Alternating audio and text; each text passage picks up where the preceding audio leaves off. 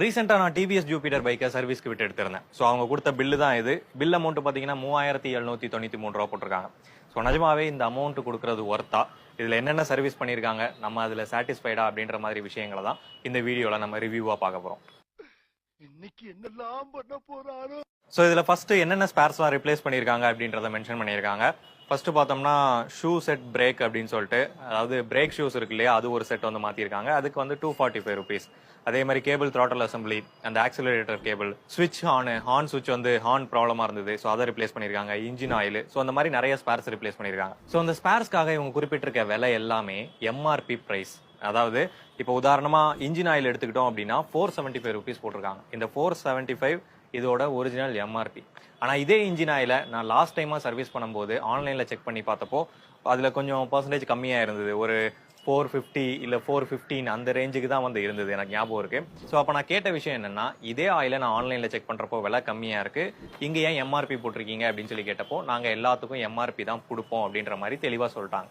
இது இந்த ஆயிலுக்குன்னு மட்டும் கிடையாது, எந்த ஸ்பேரை நீங்க ரிப்ளேஸ் பண்ணாலும் சரி, அதோட எம்ஆர்பி பிரைஸ் என்னவோ அந்த பிரைஸுக்கு தான் இவங்க போடுவாங்க. எம்ஆர்பி தானப்பா போட்டிருக்காங்க, அதிகபட்ச நிர்ணய விலையை தானே குறிப்பிட்டிருக்காங்க, இதுல என்ன பிரச்சனை அப்படின்னு சொல்லி நீங்க கேட்கலாம். நீங்க இதே ஸ்பேரை கடையில வாங்கும் போதோ இல்ல வெளியில வாங்கும் போதோ அதோட விலை வந்து கம்மியா இருக்கும். இப்போ மேனுபேக்சரர் வந்து அந்த ப்ராடக்ட்டை சில பர்சன்டேஜஸ் கம்மியா கொடுப்பாங்க எம்ஆர்பி விலையில இருந்து. உதாரணமா 15%, 20% இந்த மாதிரி குறைச்சுதான் அவங்களோட டீலருக்கு வந்து கொடுப்பாங்க.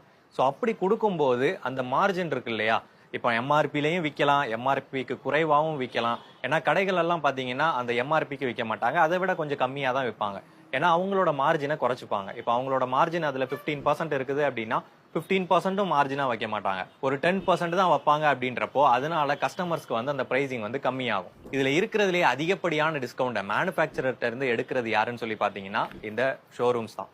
ஆனா இந்த ஷோரூம்ஸ் கஸ்டமருக்கு 1% கூட டிஸ்கவுண்ட் இல்லாம அதே எம்ஆர்பியை அப்படியே வச்சு நமக்கு சேல் பண்றாங்க. ஓ அப்படியா விஷயம். ஆனா இது தப்பான விஷயமே கிடையாது, ஏன்னா அவங்க எம்ஆர்பிக்கு தான் சேல் பண்றாங்க, அதுக்கு அதிகமா சேல் பண்ணல. சரி, ஷோரூம்ல நீங்க எம்ஆர்பிக்கு தான் கொடுப்பீங்க அப்படின்னு சொல்லி முடிவு பண்ணிடுறீங்க, கரெக்டா? ஆனா நாங்க என்ன சொல்றோம், நாங்க உங்கள்கிட்ட வாங்குறதுக்கு ப்ரிஃபர் பண்ணல, நாங்க வந்து கடையில இருந்து ஸ்பேர்ஸ் வாங்கி தரோம், நீங்க சர்வீஸ் சார்ஜ் மட்டும் பண்ணி கொடுங்க அப்படின்னு சொல்லி சொன்னாலும் அவங்க பண்ண மாட்டாங்க. அவங்கள்ட்ட இருக்கிற ஸ்பேர் தான் ரிப்ளேஸ் பண்ணணும், அவங்க போடுற சார்ஜ் தான் ரிப்ளேஸ் பண்ணணும். அப்படின்றப்பதான் அது ஒரு பிரச்சனையா மாறுது. எல்லாம் டெக்னாலஜி. ஏன்னா பொதுவா எல்லாரும் நினைக்கக்கூடிய ஒரு விஷயம் என்னன்னா, வண்டியை வாங்கின இடத்துலயே சர்வீஸ் விடுறதுதான் வந்து பெட்டர், அப்பதான் வந்து வண்டி வந்து நல்லா இருக்கும், அவங்க தான் வந்து ஒரிஜினல் ஸ்பேர்ஸ் மாத்துவாங்க அப்படின்ற மாதிரி நினைச்சுதான் நம்ம வாங்கின இடத்துலயே சர்வீஸ் விடுவோம். ஆனா அந்த நம்பிக்கைக்கு களங்கம் விளைவிக்கிற மாதிரி இவங்க வந்து எம்ஆர்பியில தான் பிரைஸை போடுவாங்க. அதே மாதிரி சர்வீஸ் சார்ஜஸும் வந்து பாத்தீங்கன்னா எக்கச்சக்கமா போட்டிருக்காங்க. இப்போ ஒரு ஸ்பேரை ரிப்ளேஸ் பண்ணணும் அப்படின்னா அந்த ஸ்பேரை மட்டும் ரிப்ளேஸ் பண்றதுக்கான லேபர் சார்ஜை இவங்க தனித்தனியா குறிப்பிடுறாங்க. இப்போ உதாரணமா ஆக்சிலரேட்டர் கேபிள் மாத்திரம் அப்படின்னா அதை மாத்துறதுக்கான லேபர் சார்ஜ் தனியா, அதே மாதிரி பிரேக் ஷூ மாத்துறதுக்கான லேபர் சார்ஜ் தனியா. இந்த மாதிரி எந்த ஸ்பேரை நீங்க ரிப்ளேஸ் பண்ணாலும் சரி அதுக்கான லேபர் சார்ஜை தனியா தான் போட்டு வாங்குறாங்க. இப்போ ஒரே இடத்துல 2-3 ஸ்பேரை மாத்துற மாதிரி இருந்தாலும் கூட ஒவ்வொரு ஸ்பேருக்கும் தனித்தனியான சார்ஜ் தான் போடுறாங்க. ஆனா கழட்டி மாடுறது ஒரு தடவையா தான் இருக்கும். சரி, நம்ம பொதுவா சொல்லிடக்கூடாது, இதை இன்னுமே கன்ஃபார்ம் பண்ணணும் அப்படின்றதுக்காக பைக் கேர் 360 ஜின்னா ப்ரோ வந்து கான்டாக்ட் பண்ணோம். ஸோ அவரோட பேசின விஷயங்களை உங்களுக்கு ப்ளே பண்றேன். நான் இங்க லோக்கல் கடையில விசாரிச்சு பார்த்தேன். இங்க 245ன்னா லோக்கல் கடையில வந்து 215 அந்த மாதிரி தான் சொல்றாங்க. நம்ம ஷோரூம்ல போய் வாங்கும் பொழுது எம்ஆர்பி என்னவோ அதுல இருந்து ₹1 கூட குறைக்க மாட்டாங்க. சரி சரி. ஆனா வந்துட்டு நார்மல் ஸ்பேர் ஷாப்ல போயிட்டு இதே ஓஇ ப்ராடக்ட் வாங்கினீங்க அப்படின்னா அவங்க வந்து அந்த கடைக்காரங்களுக்கு வந்துட்டு டிவிஎஸோட மார்ஜின் வந்து 15%. அதனால அவங்க இஷ்டத்தை பொறுத்து நமக்கு வந்து குறைச்சு கொடுக்கறதுக்கு வாய்ப்பு இருக்கு. அவங்களோட மார்ஜினை கம்மியா வச்சுப்பாங்க. அப்புறம் இன்னொரு டவுட் பை, இந்த கன்சியூமபிள் சார்ஜஸ் சொல்லி போட்டிருக்காங்க. ஆமாங்க பை, அதாவது பெயிண்ட் ஸ்ப்ரே, லூப்ரிகேஷன் யூஸ் பண்ணது அது இதுன்னு சொல்லி சொல்லுவாங்க. நம்மளுடைய அனுபவத்தை வச்சு பார்க்கும் பொழுது அது வந்து முழுக்க முழுக்க வந்து சும்மா போடுறது. ₹100 ₹150 எக்ஸ்ட்ரா வாங்குறதுக்குமான வேலை அது. அடுத்தபடியா கன்சியூமபிள் சார்ஜஸ் 106 ரூபா போட்டிருக்காங்க. என்னத்த பெருசா கன்சியூமபிள் யூஸ் பண்றீங்க, இத்தனோண்டு கிரீஸ் அங்க தடவி விடுறதுக்கு 106 ரூபாயா? அந்த கிரீஸ் பாக்கெட்டோட விலையே 30 ரூபா தான். வேற எந்த வகையிலையும் பெருசா இவங்க கன்சியூமபிள்லாம் யூஸ் பண்ண மாட்டாங்க. அப்படியே யூஸ் பண்ணாலும் இத்தனோண்டு ஆயில், இத்தனோண்டு இந்த கிரீஸுக்கு வந்து 106 ரூபாலாம் ரொம்ப அதிகம். ஹை பவர் பிரேக் கிளீனரா? இன்னும் புதுசா இருக்கு, ஹை பவர் பிரேக் கிளீனர் தான் என்னது?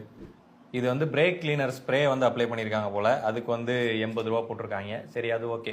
ஸ்கூட்டர் கிளச் ஓவராலிங் 350 ரூபா போட்டிருக்கு. அந்த சிவிடியோட புள்ளி அண்ட் அந்த பெல்ட்டுக்கு வந்து ஏதாவது லூப்ரிகேஷன் ஏதாவது அப்ளை பண்ணியிருப்பாங்க போல. ஸோ அதுதான் இந்த 350 ரூபான்னு சொல்லி போட்டிருக்காங்க. பட் இதெல்லாம் அவங்க பண்ண மாதிரியே தெரியல, இன்ஜின் எல்லாம் பெருசாக ஓப்பன் பண்ண மாதிரியே தெரியல. ஏதோ சும்மா இஷ்டத்துக்கு போட்டு விட்ட மாதிரி தான் இருக்கு. வெளியே வா மம்பட்டி எடுத்து நடுமண்டு தொடக்க. ஸ்கூட்டர் பெய்டு லேபர் 885 ரூபா. இதுதான் வந்து அந்த ஜென்ரல் சர்வீஸ்க்கான லேபர் சார்ஜ். பட் இதுல என்ன பண்ணுவாருன்னு அவர் மெக்கானிக்கும் தெரியாது, நமக்கும் தெரியாது. மூஞ்சி மட்டும் தான் வேலை செய்யுது, மத்ததெல்லாம் அப்படியே இருக்கு. ஜஸ்ட் அந்த ஆயில ஊத்துறது, அந்த சின்ன சின்ன வேலைகளுக்கு மட்டும் 855 ரூபா. அடுத்ததா சைலன்சர் பெயிண்டிங் சார்ஜஸ் அப்படின்னு சொல்லி போட்டு 826 ரூபான்னு சொல்லி போட்டிருந்தாங்க. அதாவது என்கிட்ட என்ன சொன்னாங்கன்னா, அடியில வந்து லைட்டா துரு பிடிச்சிருக்கு, அதனால லைட்டா ஸ்ப்ரே பெயிண்டிங் பண்ணணும் அப்படின்ற மாதிரி சொன்னாங்க. ஸோ நான் 200-300 ரூபா தானே ஆகும், பிரச்சனை இல்லை பண்ணுங்க அப்படின்னு சொல்லியிருந்தேன். ஆனா பார்த்தோம்னா 826 ரூபா போட்டு வச்சிருக்காங்க. இந்த சைலன்சருக்காக அடிக்கக்கூடிய பெயிண்ட் பாத்தீங்கன்னா ஹீட் ரெசிஸ்டிவ் பெயிண்டிங் தான், இல்லைன்னு சொல்லல. ஆனா அது ஃபுல்லா சைலன்சர் ஃபுல்லா அடிச்சா மட்டும்தான் அந்த காஸ்ட் வரும். ஏன்னா ஆன்லைன்லேயே ஹீட் ரெசிஸ்டன்ட் பெயிண்ட் வந்து ஒரு 400 ரூபாக்குள்ள தான் வருது அப்படின்றப்போ இதுக்கு எதுக்கு 826 ரூபா அப்படின்ற மாதிரி தான் தோணுச்சு. அடுத்ததா வேக்ஸ் பாலிஷ். இந்த உருப்படாத வேக்ஸ் பாலிஷ் 1 நாள் 2 நாள்ல காணாம போயிடும். அப்புறம் எதுக்கு அந்த பாலிசின்னு தெரியல. எதுக்காக நான் இதெல்லாம் புலம்பிட்டு இருக்கேன்னா, இந்த சர்வீஸை நான் வெளியில பண்ணியிருந்தேன்னா எனக்கு 2500 ரூபா தான் ஆயிருக்கும். அதுவும் ரொம்ப அதிகபட்சமா ஆகிறது ஸ்பேர்ஸ் எல்லாமே சேர்த்து, அதுக்குள்ளேயே கூட முடிஞ்சிருக்கும். ஆனா இவங்க லேபர் சார்ஜ் மட்டுமே கிட்டத்தட்ட 2000 ரூபாய் கிட்ட போடுறாங்க, அது போக ஸ்பேர்ஸ் எல்லாமே. ஸோ அந்த பிரச்சனை வந்து இந்த சர்வீஸ் மட்டும் கிடையாது, அதாவது ஷோரூம் சர்வீஸ் கொடுக்குற எல்லாத்துக்குமே இந்த பிரச்சனை. டெய்லியும் வந்து பாத்தீங்கன்னா ஏதாவது ஒரு ஷோரூம்ல ஏதாவது ஒரு கஸ்டமர் கண்டிப்பா பிரச்சனை பண்ணிட்டு இருப்பாங்க. இங்க எனக்கு பண்ணதிலே பாத்தீங்கன்னா ஃபியூவல் இண்டிகேட்டர் ஒர்க் ஆகலன்னு சொல்லியிருந்தேன். அது ஸ்டார்டிங்ல ஒர்க் ஆச்சு, இப்போ வந்து எனக்கு அப்படியே தான் இருக்கு, மறுபடியும் அதே மாதிரி ஒர்க் ஆகல. பிரேக் ஷூ செட் பண்ணாங்க இல்லையா, அதுவும் வந்து ப்ராப்பரா பண்ணல. என்னன்னா லைட்டா பிடிக்கும் போதே பயங்கரமா டைட் ஆகுது, திரும்ப விட்டோம் அப்படின்னா ரொம்ப லூஸ் ஆயிருது. ஸோ அந்த பிரேக்கோட பாயிண்ட் எங்க அப்படின்றது தெரிய மாட்டேக்கு. கீழே நட்டை அட்ஜஸ்ட் பண்ணி பார்த்தாலும் அது வந்து செட் ஆகல, உள்ளதான் இவங்க ப்ராப்பரா கனெக்ட் பண்ணல. அடுத்தபடியா கிளீனிங் பாத்தீங்க அப்படின்னா, இந்த என்னதான் வாட்டர் வாஷ் வேக்ஸ் பாலிசி இதெல்லாம் பண்ணாலும் கூட அந்த காக்கா எச்சம் ஏதாவது பண்ணியிருக்கோம் இல்லையா, அது வந்து பாத்தீங்கன்னா அப்படியே தான் இருக்கும். ஜஸ்ட் வெளியில மட்டும் சும்மா அப்படியே பாக்குறதுக்கு ஓவராலா கிளீன் பண்ண மாதிரி தெரியும். ஆனா உத்து பார்த்தோம்னா அந்த அந்த மார்க் வந்து அப்படியே இருக்கும். அதை டீப்பாலாம் கிளீன் பண்ணியிருக்க மாட்டாங்க. அதே மாதிரி வாட்டர் வாஷ் பண்ணும்போது இவங்க அந்த ஜெட் ஸ்ப்ரே எல்லாம் யூஸ் பண்ணுவாங்களான்னு தெரியல, சிம்பிளா அந்த ஜக்கை வச்சு கொரி ஊத்தி கழுவுவாங்க போல. ஏன்னா அந்த நட்டுக்கு இடையில உள்ள அழுக்குலாம் வந்து போயிருக்காது, எல்லாமே அப்படியே இருக்கும். வெளியில மட்டும் சும்மா ஏதோ கிளீன் ஆன மாதிரி இருக்கும். அப்புறமா சில ஜென்ரலான விஷயங்கள்னு சிலது இருக்கும். இப்போ ஃபுட் ரெஸ்ட் இருக்குன்னா அது லூஸா இருக்கும், அப்போ பார்க்கும்போதே தெரியும் அது லூஸா இருக்கு, டைட் பண்ணணும் அப்படின்னு சொல்லிட்டு அதெல்லாம் பண்ண மாட்டாங்க. எனக்கு கொடுத்த வேலை அது கிடையாது.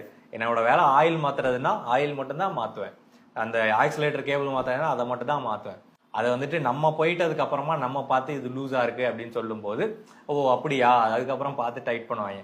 அது வரைக்கும் அவங்க கண்ணில் அது பட்டிருக்கவே செய்யாது. இதெல்லாம் ரொம்ப பேசிக்கான விஷயம். பார்க்கும்போதே தெரியுது அது லூஸா இருக்கு, டைட்டா இல்ல, இது ஏதோ ஒரு பிரச்சனை இருக்கு அப்படின்னா அது அங்கேயே சரி பண்றதை விட்டுட்டு கஸ்டமர் வந்து பார்த்து அது சொன்னதுக்கு அப்புறம் தான் நீங்க பண்ணுவீங்களா?